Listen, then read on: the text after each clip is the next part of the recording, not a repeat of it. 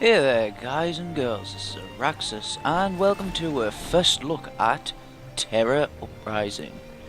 This is a free online game in the style of typical RPG-ness. Recently just downloaded this just to see what it was like. I've heard a lot of good things about it.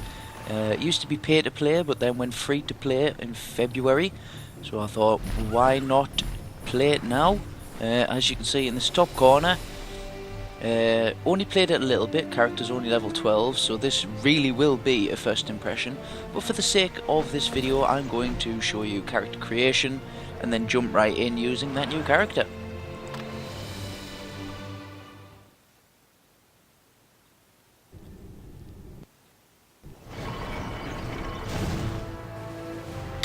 Right, so here is the character creation screen.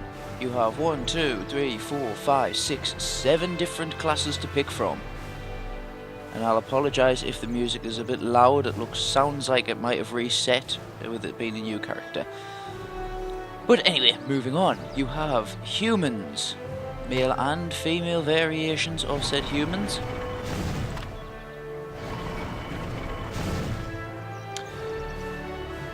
And down at the bottom we have a little introduction about what the human race is all about within the world of Tera.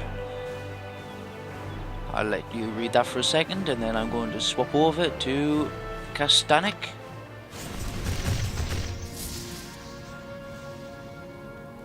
Again, Kastanik have got male and female variants. For those of you who are familiar with things such as World of Warcraft, I guess in some respects you could say this is like a blood elf but with horns. Elven lineage there but with the horns on the top. So there's the male and female variants. And as you can see, this game is very nicely presented. The graphics are really good, especially for what is a free-to-play game. However, I suppose the fact that when it was pay-to-play, that's probably where the revenue came from for such a high graphical setup. Anyway, moving on. After you've been able to read about the Kastanik, you got the Aman. Again, you got male and female Aman.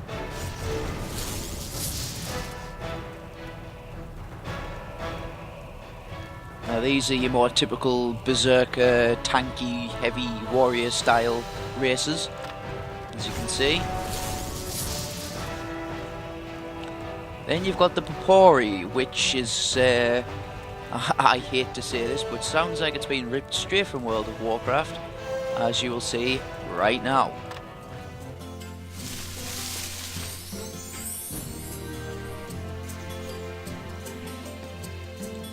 Yeah.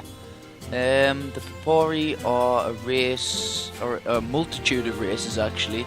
As you can see here, the picture is actually of a panda, but this is a raccoon.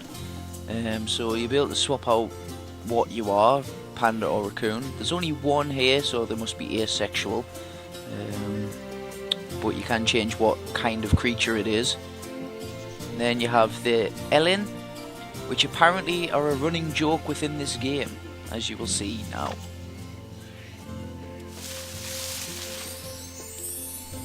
Bunny rabbit children, yeah. From what I've heard and read about, running joke is through the chat. Anyone who finds these little people attractive is basically branded something which I'll not repeat, considering it's a child wearing bunny rabbit ears. Again, only the one female style race. The Papori seem to be male in characteristic, and the Ellen a female in characteristic. Then you have the Baraka.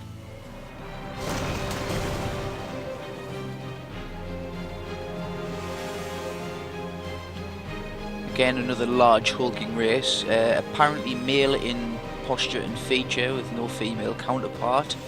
They also look like they're not exactly fully organic by the look of it. Despite their size, they actually follow the more magical using races. Then again, their outfit kind of depicts this. And finally, you have High Elf.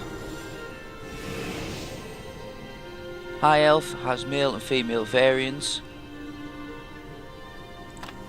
as I will flash across. As you can see, male and female variants.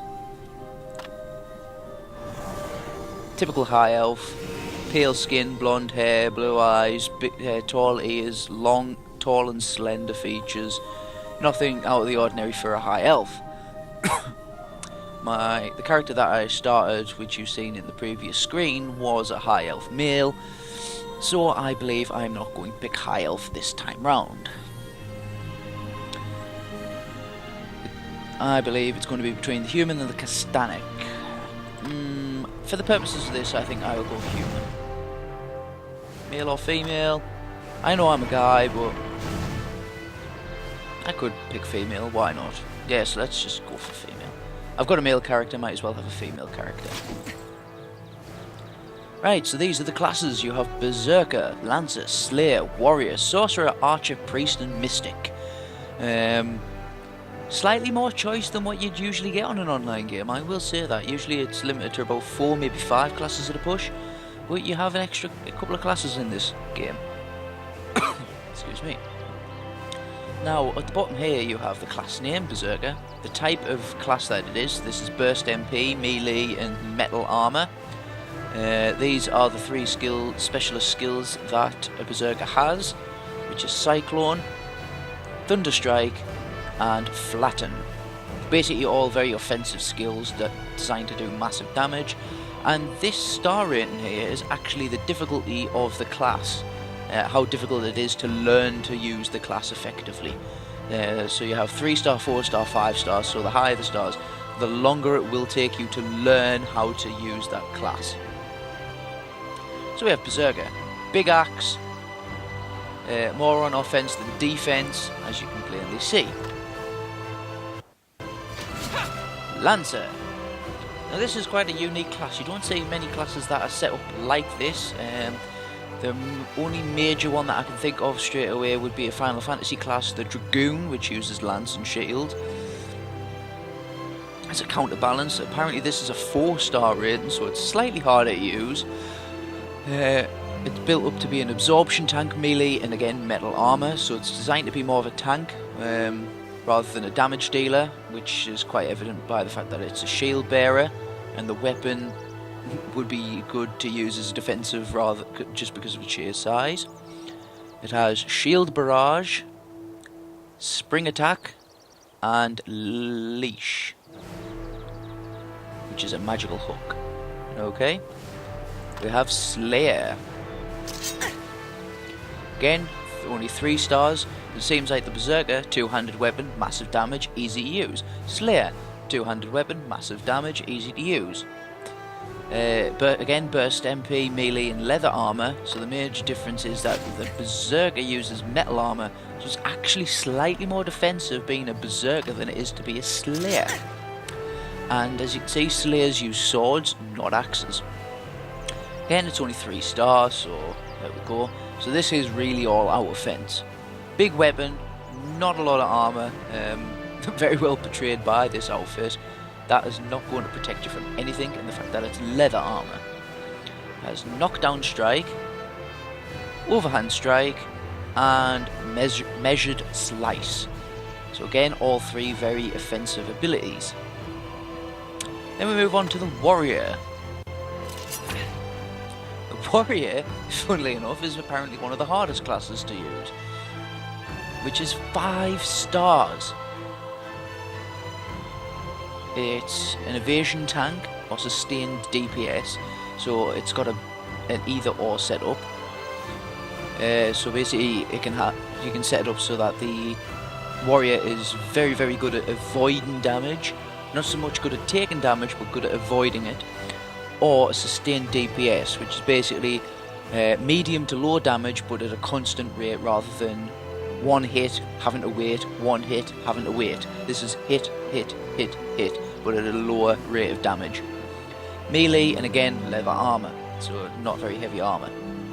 As you can see, dual wielding, which is also a rarity in most games. Most games only allow you to do single wielding. So you've got charge and slash, Combative Strike, and Rising Fury. So again, all offensives. Sorcerer, which is what my other character is, as a sorcerer. They have this magical disc which they use to throw their magic at. Only 2, so it's I believe it's the lowest. It's the easiest class to use. It's basically point and click and shoot from a distance. It's a burst DPS, so again it's an offensive magic user, ranged and cloth armor, so it has very, very low armor ratings. And it starts with Fire Blast, which just shoots a ball of fire. Hailstorm, summon an icy storm in front of you. And Void Pulse, powerful sphere at the area. So yeah, I believe each race has a slightly different setup as well, because I can't remember my guy having this because he's a high elf, but never mind, these might just come along later on in life. So yeah, sorcerer, easy to use apparently. You get archer, another only 2 skill user, sustained DPS, ranged and leather armor, so slightly more defensive than the sorcerer. Lower damage DPS but at a higher rate of fire. You have Rain of Arrows, Arrow Volley, and Rapid Fire.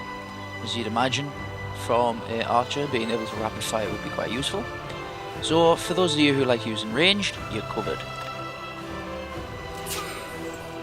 Priest, 3 stars, so about average.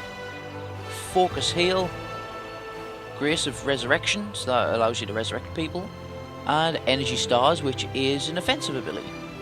It's obviously a priest, primary healer, ranged user, and cloth armor. So if you love to be a healer, love to be supportive characters, there's the priest for you right there.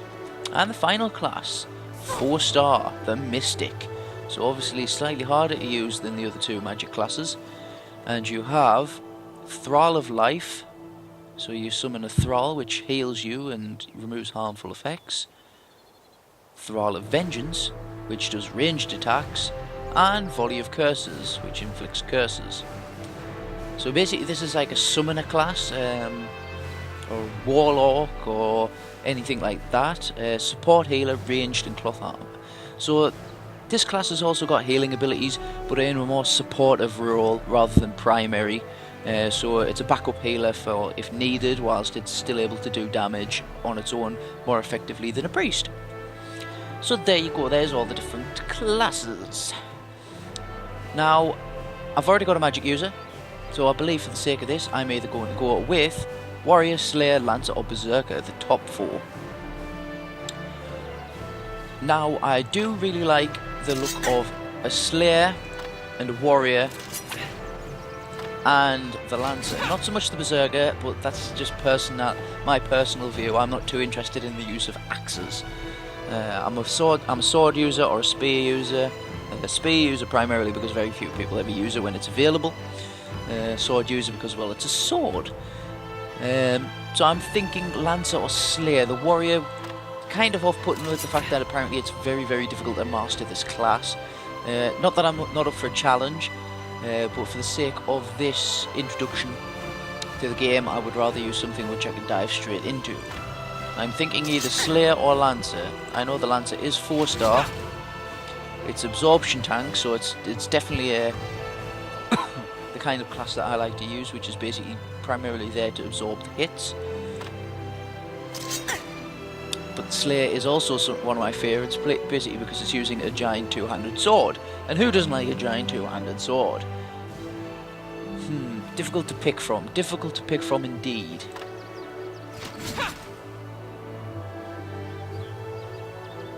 And the fact that this uses metal armor as well. Metal armor always looks more interesting to look at than leatherwork armor.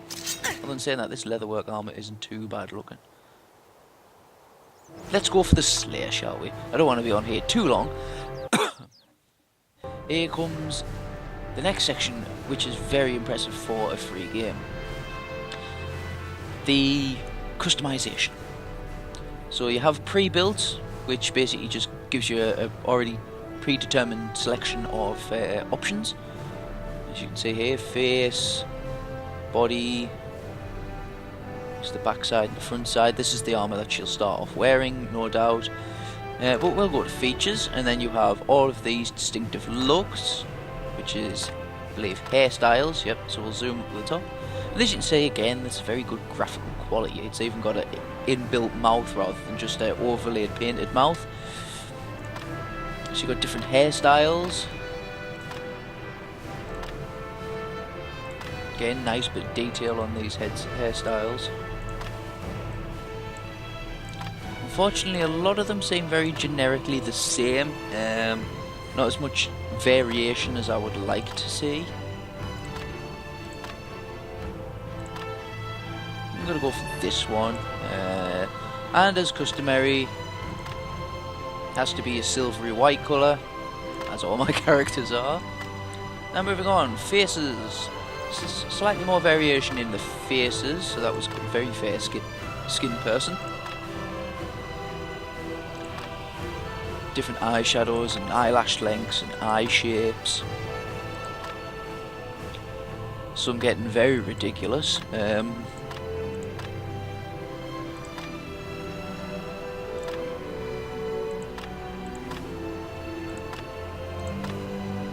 To be fair, I think the one it started with was the best one. It's very odd skin colours. Tattoos and adornments. Right. That seems just to be giving a slightly different eye colour, which I quite like because it's got a bit of a glow to it. And adornments is an earring just on the one ear. Oh no, but on both ears. I'm not going to have that. Fine details. Now this is where the sliders come in. So you've got your bone structure, your eyes, your nose, your mouth and your ears. All of which have a selection of sliders. Right, so this is the brow. As you can see, brow you can't really see too much. It just raises and drops the brow line just very slightly. In and out as well. So as you can see there, pulls it forward. So I'm going to have it about there. Cheekbones. Drop and raise the cheek. In and out the cheekbones, sorry, not drop them. So, oh, this hairstyle's going to affect... Oh no, there you go. So let's have it about there. I like how it gives you this option, yet in the actual game you're very rarely even going to notice this, because at one point they're probably going to start wearing helmets, especially with it being more fighting class. So jaw, you've got a high jaw or a low jaw. As you can see there, that's the jawline there. Have that about there. Jaw width, either skinny face or quite a wide angled face, so I'm going to have that about there as well. And jaw jut, that is basically where this jaw is going to be in regard to back or forward. So you can overbite, underbite. Mine's going to be about there. Eyes. Now again, massive amount of customization for eyes. I know this is taking quite a while, I do apologise, but the game offers it, so I'm going to show it. Wow. No. No, no, no, no, no. What is the point of that? I'm going to run around with my eyes wide shut. Whoa. There. Height, so you can have them really low, so it looks like she's always looking down quite sad, or...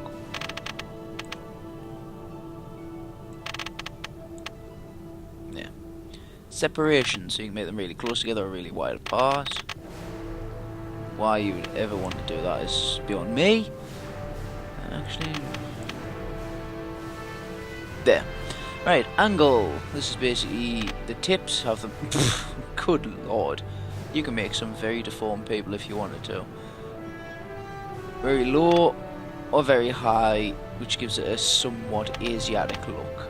I'm going to keep it... Yep, about there. Inner brow. That's basically making the eyebrows up or the eyebrows down. I'm going to have the eyebrows down, then the outer brow, raise them or lower them. I'm going to have it about there. Nose, again, you've got extension size, bridge, nostril width, tip width, nose tip, nostril flare, and bend. Again, massive amounts of details. I quite like the nose the way it is, so I'm going to leave that. Mouth, position, width, thickness, gape, pucker and corners. The gape's quite interesting. It's a very random slider to have. It's basically closed mouth. Oh, Jesus Christ. Teeth on show like she's going to bite you. So I think about there'll do for that. Thickness, obviously make the lips thicker or thinner. I quite like the way the mouth is as well, so I'm going to leave that. And then ears. So for ears you've got rotation up or down to make them stick out that little bit more. Extension, again just extending how big they are. Trim. Let's have a look from the side. So the trim, whether they really stick out or not. And then size, how big or how small our ears are. There we go. Right, then the outfit. The outfit isn't what you're going to start with, I'm afraid. It's a preview your character in various gears. So basically what your character is going to look like when she equips different sets of armour. So for instance there you go with this one, and it obviously changes her hairstyle as well, which is a little bit annoying. And then you have this blue spider-like outfit, which is very different.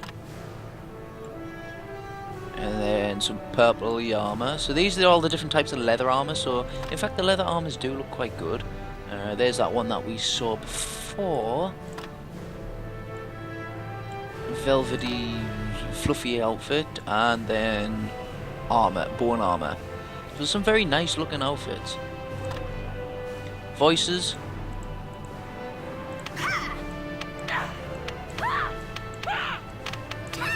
So very high pitched to very low pitched. I think 2 is probably the best. And then obviously edit your name is the very last one. So let's go on to let's call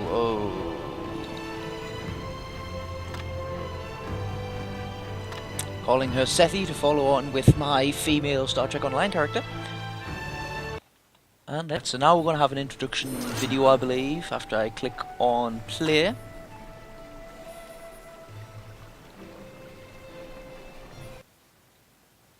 One thing I did notice is there was no customization to the body itself, just the face. Most online games have full body customization, but nevertheless, there's nothing I can really do about that. Nice of them to show you what the layout is for the keyboard. If this video ends up being quite long. But again, it is a first impressions video, so everything needs to be shown. The Island of Dawn! Now we'll see some action! Patience, recruit. Whatever's on that island wiped out the first expedition. It's a graveyard for the arrogant. Ha! A graveyard for anyone who dares to cross swords with me, maybe. Who's with me? As you can see, it's got very nice voice acting. On the day I heard about a mysterious island rising out of the sea, I dreamed I'd see it for myself. Then you need more ambitious dreams, my friend. Mysterious Island equals ancient treasures. Equals the perfect place for me.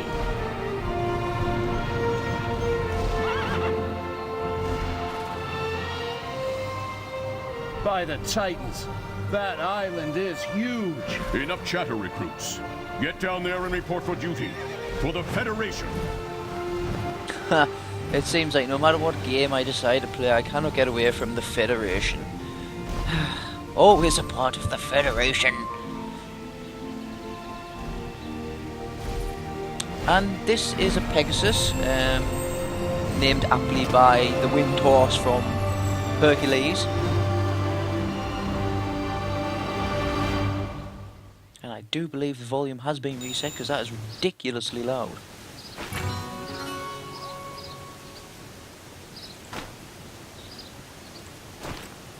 Let's get rid of the help.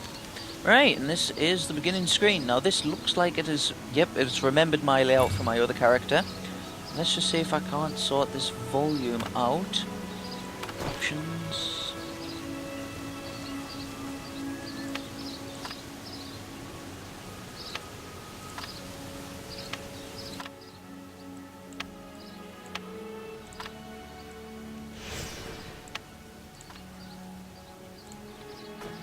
There we go. A lot quieter, so you can actually hear what I'm saying, which is helpful. Right, so as you can see here, the experience bar is right the way along this bottom, this black bar here, which will be orange when it fills up. You have it, not in-game clock, but this is a real-life clock, so that you can help keep an eye on what time it is in real life if you've been playing a bit too long. You have a radar, which basically just shows, it's a compass radar, shows you objective points and enemies. And this is a transparent map, you can just see it, where it's showing you all of the area on this particular map. And then it's WAS and D to move. It's not mouse to move. You can't use your mouse to move, because right and left click is for attacking. It's an honor to help. F button is used to interact with things, and this is this island, Dawn Island, is a tutorial island for levels 1 to 10/11, basically to get you to grips with the game. So as you can see, like most online games, it's a very generic quest-based game. You get a quest, you follow out the quest, and you get rewards. Whoa, okay. For the Federation. Took too long, so she kicked us out. That's nice of her. Right, and because it's an action game, you use the mouse to move the camera, and as you can see, there's a little crosshair. So you actually do have to aim up your crosshair with the enemy to be able to hit them. It's not basically a tab target style game, where you tab target and let them get on with it. You have to actively press buttons. Hey, what? I talk to this guy and I get stuff, and then if I talk to him, then I've got to go and talk to other people. If I press escape, it allows me to get my mouse cursor up. So as you can see, we have a quest tracker which shows you where the quests are. Question mark means that you have a storyline in progress. The asterisk, red asterisk or yellow asterisk, means that the mission is complete. Just going to get rid of these. So clogging up, right? And when you press also when you press escape, it also shows up your options, which is profile, skills, log, inventory, map, activities menu, social menu, the Valkyrian Outfitters, which is in-game store, and system menu. And as soon as you press escape, you go back to cursor, mouse cursor move, mouse camera move. Right, and as you can see on this minimap here, there is the question mark which I need to head to. So you've always got the ability to see where you need to go. Right, and as you can see, it's a very expansive, very beautifully detailed map. You know what I mean? You've got rainbows in the clouds, you've got a giant mechanicalized looking tree, more clouding. I mean, you've got a very long draw distance. You can see, like, there's buildings all the way over there, a guy running along on a lion. Even the fine details, like you've got nice luscious grass and trees bent and growing out, weird statues sticking out the floor, like old ruins. Just the details are very nice. I mean, even the bridges aren't flat. You've got like flagstones which are popping up to show age, and just it's a very nicely presented, very nice to look at game. And before I move on further, there you can see on this top corner I have my character name, Sethi, level 1. I'm a Slayer, which is depicted by this icon. HP and MP, as you can see, they start off very high, and I have more HP than my max HP because of this stamina system. As you can see here, I've got 120% stamina, which sets me up for abundant stamina. That gives me 120% max HP and MP, 119 to 48% max HP MP bonus for if it's between 19 and 48%. Between 47 and 24%, it's basic. You have your basic HP, and if you have 23 to 0% stamina, then you have HP, MP, and attack decrease. Now, basically, the stamina system means that you have to rest at campfires, which are located on the compass by these little fire icons here in the top left corner.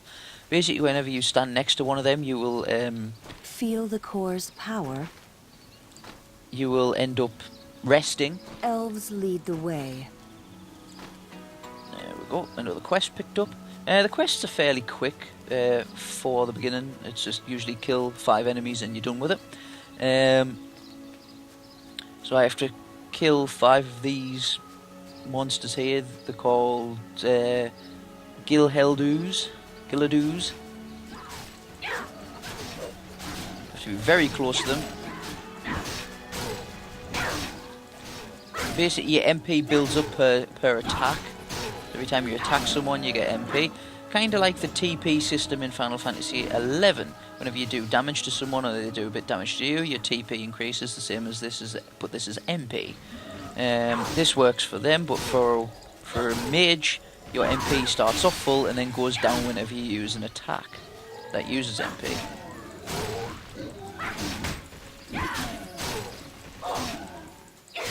So as you can see, I've got to constantly keep clicking, and now I'm level 2. You've got to constantly keep clicking to actually do an attack. Once I've got enough MP, I can use my right attack, which is some kind of flippy attack. I'm going to assume it's a dodge. I'll quickly check that once I've killed this guy. Right, there we go.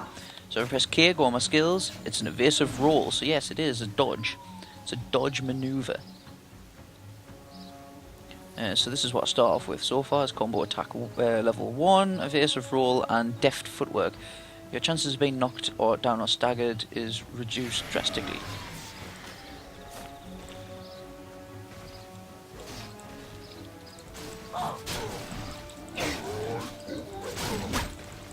And because I'm a more melee character, I don't take nearly as much damage as what I'm used to taking. Usually when I am fighting, I only get to do take a couple of hits by my sorcerer and then I'm dead. But with these, obviously I'm a lot more tanky with being a physical character.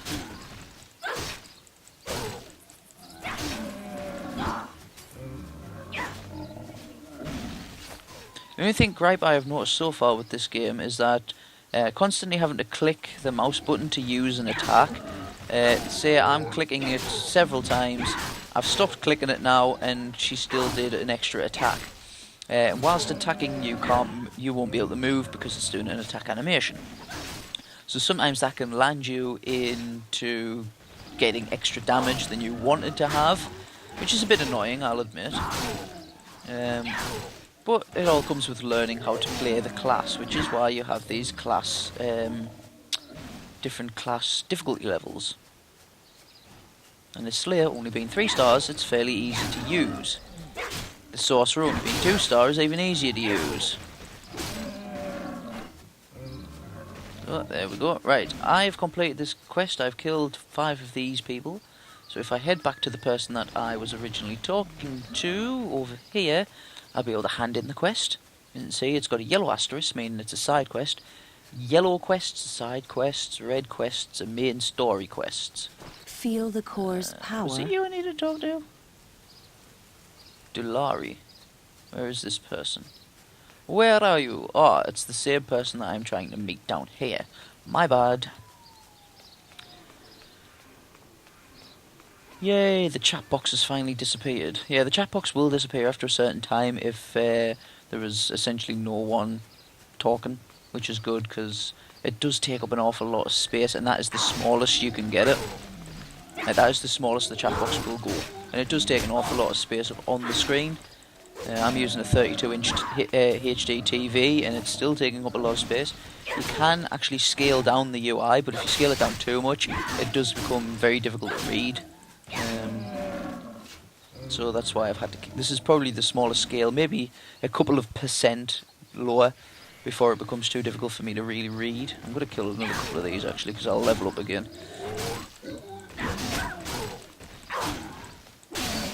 Oh, critical hit. Lovely. Right, so I'm close to leveling, so when I hand in these 2 quests, I'm liable to level up. Didn't mean to hit him, but because he was within range of the sword swing, it killed him. So your weapons actually have like a range, an arc and range, rather than just it will only hit that enemy regardless. It has an arced range. which is fairly good, but at the same time, if there's a couple of enemies like these two bunched up together and you hit one of them, you'll accidentally hit the other one. Doesn't leave for a fun time.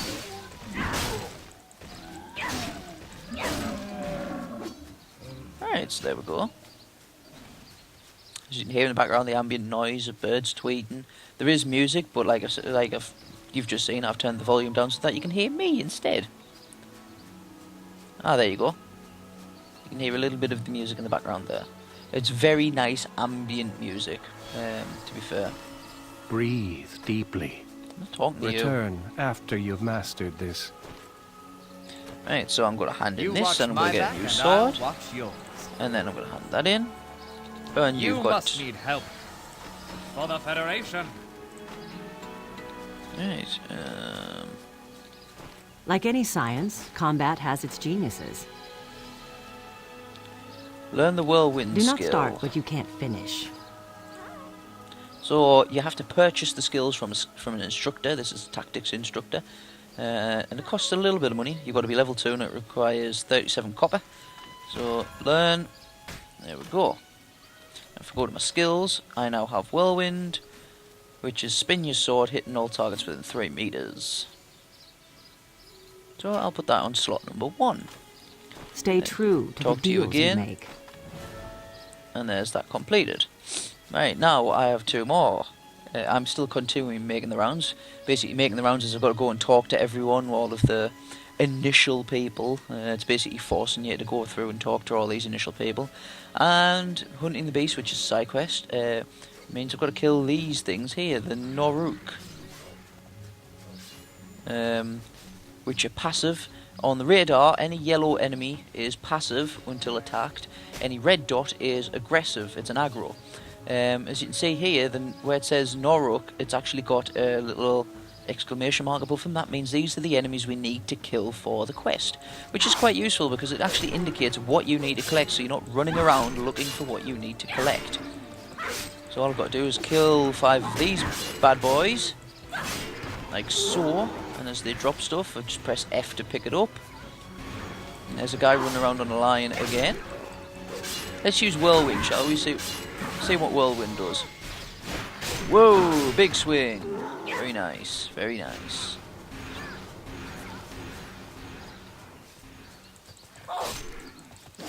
Also, because this sword is long, it's got long reach, so you've seen there, I just see a clip this Noruk with the end of the sword, and I still managed to do damage, which is always a nice thing. Got 2 more of these things to kill, and then there's this mission over with. Woo! Now she did step away there, so you've got to think about that in case you accidentally get out of range and miss your second swing. But you've got a decent range with a long sword, so that's always a good thing.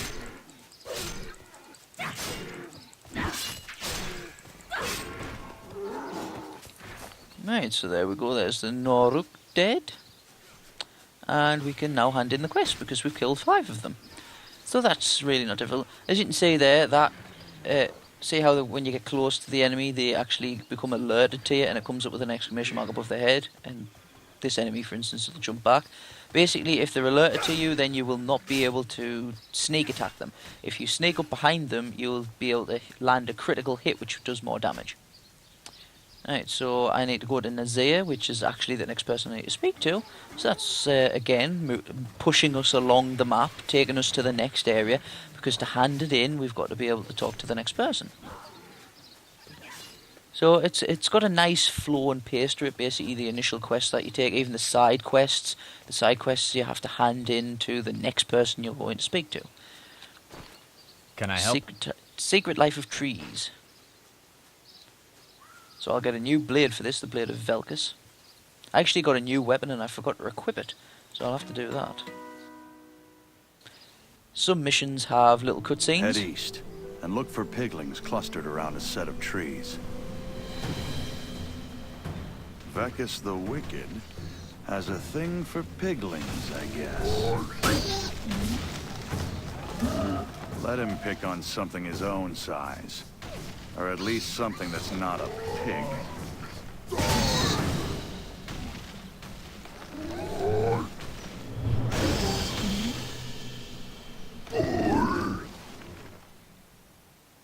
Sometimes when it's a boss or a mini boss, you'll get a little cutscene like that just to show you what you're looking for, and it's basically just this guy here. So before I actually go up to him, because these do aggro if you get too close to them, see on the map, the compass map, that it's a red target. However, I do have a better weapon to use. This does 52 damage and 16 impact damage, so which is better than 50 and 15. So I'll put that on. And all the weapons do have their own look as well. Like now, it's instead of it being brown, it's a black and blue looking blade. Right, so let's just dive in and show this little mother fluffer who's boss. This thing does do a massive amount of damage, so if it goes to attack you, make sure you dodge out of the way.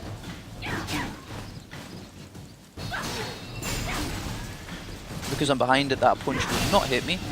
Whereas in non-action games, a punch like that would actually hit you. And there we go, he's dead. And these things actually drop like a lot of items. I'm not sure if any of these I can actually equip. It's for a Lancer or a Berserker. That's for a Lancer or a Berserker. That is for a Warrior, a Slayer or an Archer, but it's for a level 4 character. I'm on level 3. But I will be level 4 when I finish this mission. And I also got a new weapon, which is the Blade of Velkus. Which is, again, more powerful, so I get a new weapon. It's exactly the same, unfortunately. It's just a slightly different shade on the outside, which is a bit upsetting. But, and now I can equip my better armor, the pruning gloves. I can zoom in, I believe. Yep. And so if I zoom in, so see, there is a bit of a change, but the actual overall shape of the weapon is the same, which is a bit disappointing. The opals have changed colour, and this has now got a zigzaggy kind of look to it. Right. So I'm going to kill a couple more of these guys, because they do drop stuff. Yay! Oh crap, I've just actually aggroed the piglings as well. Didn't want to aggro the piglings, but they're not exactly difficult to die in my one hit. Ooh, 300 damage in one swipe. Good lord. Jump out of the way.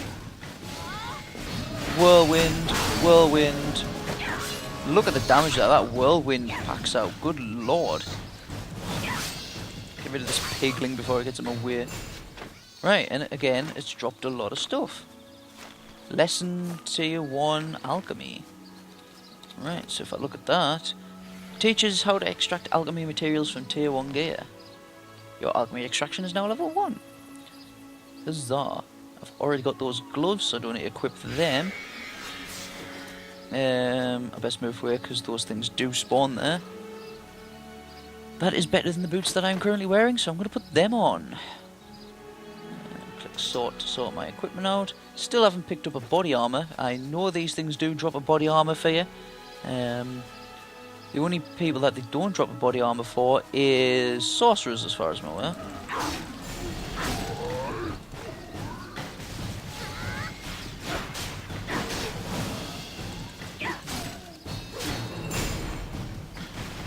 If that thing falls on you, it pretty much kills you in one hit, so you best not let it fall on you straight away. And there we go, another massive kill. Tree Jack's jacket. And there's the armor that I wanted. 16 instead of 12 and 8 instead of 6. Right, so let us... Oh.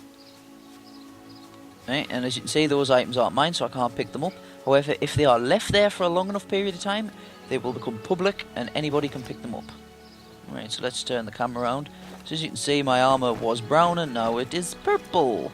So yeah, the initial armors aren't all that impressive in regards of being able to change what they look like, but then again, these are only basic armors, so what do you expect? And that dodge roll is really, really good. Oh, I staggered him. Awesome. Move out the way. Yes. And there he goes, he's down again. Give me the items that are mine then. Oh, and those items just went public, so I managed to pick them up. Alright, so if I sort this out, I've already got Yep. So I didn't pick up anything new there, but never mind. And we'll move on to the next person that I need to talk to. This Nazir person, who's in this next area up here. Unfortunately, this is the fastest movement speed that you have until you get a mount, which you get at level 11 as soon as you enter the Honor to first city. soldiers. Hunting the beasts. Good to meet you. Yay, so now I'm level 5.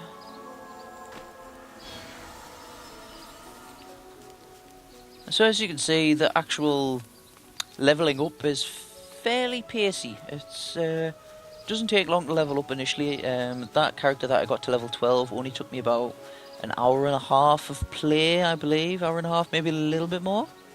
At a push, just a little bit more. It was nothing spectacular. It didn't take all that long at all, really. It didn't feel like a grind. It didn't feel slow at all. Like I said, you just follow the quests. The side quests are very quick to do. It was just a very nice thing to do. Right, and now as you can see on the area map, because we have entered a new area, it's actually zoomed us up into this area because it's a town rather than external area. This is classified as a towned area. So if I go up here, even though there is a B here, which is a bit random, I can go up here and finish off this making the rounds mission. You have my attention. I'm here to help. And I got a Tree Jack's jacket off that, but I've already got a Tree Jack's jacket. I can't use this until I'm level 5. Basically, when you open this up at level 5 or above, it gives you items appropriate to that level. And it also gives you another box which is for level 9, then another one for level 12, and so on and so forth. Don't know how long that goes up to. I'm going to assume it's probably up to about level 20 before that finishes. Oh, so if I go up here, or just right next to her, you speak to Jargon. What is it, kid? Then you've got all these Is side this missions worth to my pick up. time? Something important? Make it snappy. Hey, what? I have a moment for you. Right, I so hope now I you have a stick lot of around. missions to do, but again, they're all fairly quick to do. So, yeah. If I talk to her, Keep it bombs together, away. people. Oh. Let's show them how the Amani do it. Right, so she's actually given us some bombs, which are in my inventory. Practice bombs, so if I drop them there, then I've got 10 practice bombs. And all you do for practice bombs is you hit the button that they're assigned to and blow shit up. Woo, bong. Woo, bong. Woo, bong. And there you go, everything's been blown up. Chin up, eyes front. I'll drop that off because I don't need that. Right, so now I can go back and talk to Jargon. But what's the point? Because I've got other missions to hand in for him. Right, so anyway guys, this is like the first impression of the game. Personally, I think it's a very good online game. It has a very good feel about it. It has a good, you know, it's got 2 separate maps. One for showing you radar things such as enemies and campfires, quest markers. The slightly larger map, this map here, also shows you where your quest markers are. Like there's a question mark just there, as well as showing you more intricate layout of the area so you don't get lost. I think it feels it's very intuitive to use, with it being a mouse click style attack. It's very, very intuitive just to use. I think the mouse click usage of mouse click is a little bit clunky at times, but that might just be because I'm very new to the game, which is very, very likely. Concentrate, student. Never be satisfied. So I've just learned knockdown strike as well. Bowl your enemy over with a mighty swing of your sword. I'll pop that in number 2. And yeah, so as I was saying, it feels very intuitive to use. A little bit clunky, perhaps, if you're not used to it. Used to an action style online game rather than a tab style delay game, which most online games are. it has some unique things about it, such as this stamina system for your HP. Say it's just jumped to abundant because I'm in a rest area, like a town. The pacing, it feels very well paced. It's not too slow, but it's not throwing you in at the deep end either. It's got a nice gradual way of learning the game through this tutorial island, the Isle of Dawn. Graphically, it's I think for what is now a free online game, graphically it's very good. It's above average. Obviously, it's not the most fantastic looking game. It's an online game. It's not going to compete with AAA titles. You know, things like your Halo 4s or your Skyrims or your Metal Gear Solids or anything like that. It never will. It's an online game. It has to have a limit to its graphical quality to allow all types of PC levels to play, which is fair enough. You can't force people to buy a new computer just to play your game. But other than that, I think it's very well optimized. It looks very nice. It's very clear, concise. It's very colourful and vibrant, which is always a plus when you run around this expansive world. You don't want everything to be dull grey, gunmetal greys and browns, and you know, it's got a bit of vibrancy and life to it. So I would be very happy to continue playing this game. I can't suggest it enough for other people. It feels fun. It feels simple enough just to dive into and get straight into. And I think the level cap's like level 60, so you're not going to have to grind up until a level 80 or level 90 or level 100 before you hit the end game. It's level 60, which is only 10 levels higher than, say, for instance, if you watch my channel, Star Trek Online is currently level 50 cap, which is going to change for Season 9. It is going to level 60 in Season 9, but that's not for this video. So it's quite a low level cap, so you can reach the end game fairly quickly and be able to enjoy the end game without years and years of grinding and grinding and grinding. Okay? Anyway guys, thanks very much for watching this video. I hope you like the look of Tera, and if you would like us to continue playing this game, I will start up a series with this character, with Sethi, and we'll journey with Sethi through the world of Tera, and hopefully find out what the story is really all about. Anyway guys, thank you very much for watching. This is Araxis, and goodbye.